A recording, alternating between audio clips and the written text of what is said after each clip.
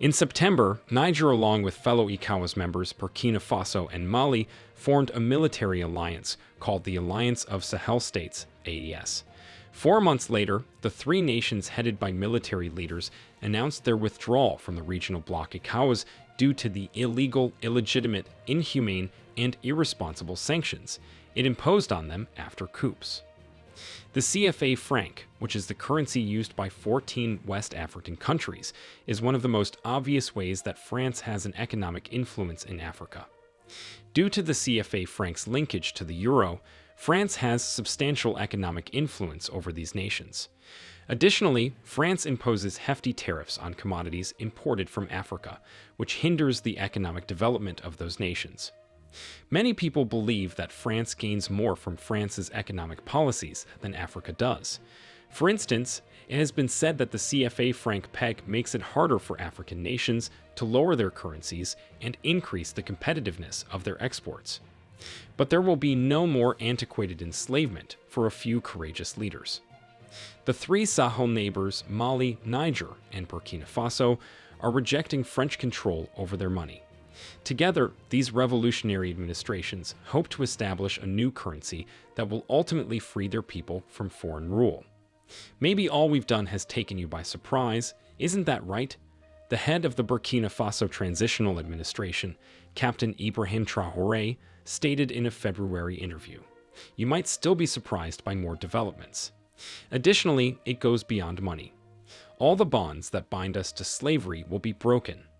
His words grabbed attention on a continent where opposition to the CFA's prolonged use, a holdover from the French colonial era, is growing.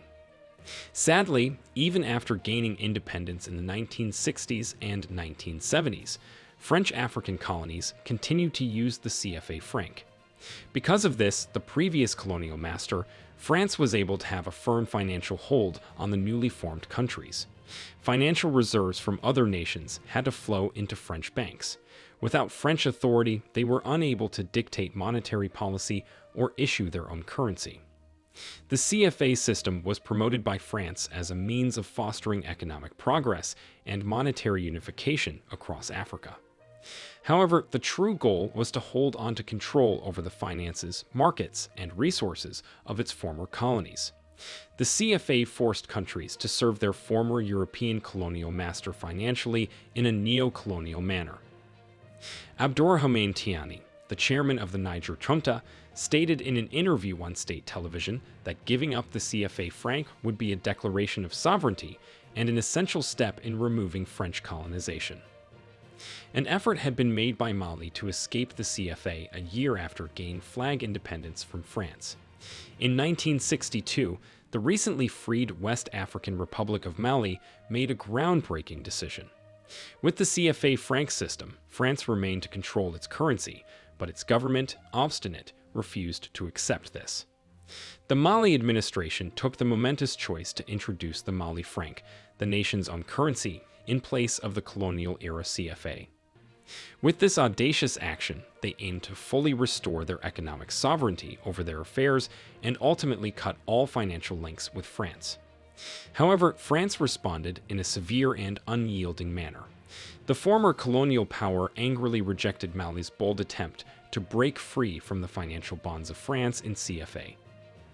Political conflicts within the country and strong opposition from France quickly destroyed the Mali franc. Mali's groundbreaking new currency collapsed under extreme duress in less than 20 years. The leaders of the country were compelled to make the humiliating decision to shamefully rejoin the very CFA bloc from which they had bravely attempted to break away. The devastating counterattack by France left a permanent mark. No other former French African colony dared try a similar break from the crushing hold of the CFA system for more than 30 years after Mali's failed monetary insurrection.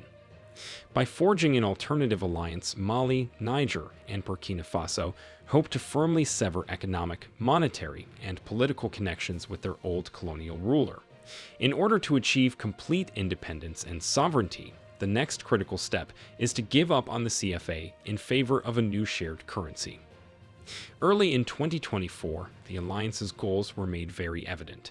Leaders firmly announced their intention to discontinue use of the CFA franc. Such vehement announcement makes clear the strong desire to cut financial ties to France. For these leaders, the CFA represents continuous slavery that robs their people of genuine independence, even after they have achieved flag freedom for decades. It looks almost like an existential mission for them to give up the CFA in order to cut off their final financial ties to their old captor. Giving the last blow to French monetary sovereignty seems to outweigh the enormous risks associated with a new currency. The alliance's fight to do away with the CFA franc may have far-reaching effects not only in Africa, but perhaps beyond. Their combative approach is the most recent development in a larger backlash against the persistence of French neocolonial power. The three Sahelian countries' relations with ECOWAS have already suffered greatly. After they decided to leave the bloc, ECOWAS punished by enacting severe trade penalties and denying them access to funding. However, these leaders continue with confidence, solidifying a division that might eventually cause the ECOWAS Union to fall apart if other members grow weary of the strict boycotts. The successful transition of Mali, Niger, and Burkina Faso to their new age could pave the way for other former French colonies to declare their complete monetary independence. France's previous African empire would see a sharp decline in its economic power. Despite its historical roots, France's dominance on the nations that make up the CFA franc zone presents significant concerns over sovereignty and the allocation of interests. It emphasizes the necessity of fair alliances and courteous international collaboration, one that prioritizes the sincere development of every nation. However, the revolutionary coalition of Burkina Faso, Niger, and Mali represents a deep renewal of African self-determination that merely refuses to accept outdated frameworks of foreign economic dominance and exploitation going forward. These brave Sahelian nations would go down in history as the real pioneers of monetary emancipation from neocolonialism, having abandoned the CFA franc in favor of a new domestic common Sahel currency. As we reflect on the consequences of ditching the CFA franc, we must not forget the drawbacks these nations faced till date due to the CFA franc. The pursuit of a more just and equitable future demands that we listen to the voices of those affected, that we champion their right to self-determination, and that we work collectively to dismantle structures that perpetuate disparities. What do you think about the Sahel nations ditching the French currency? Do you think this action will inspire other French former colonies to ditch the CFA franc? Tell us what you think in the comments section below, and please do not forget to like and subscribe for more informative videos like this one.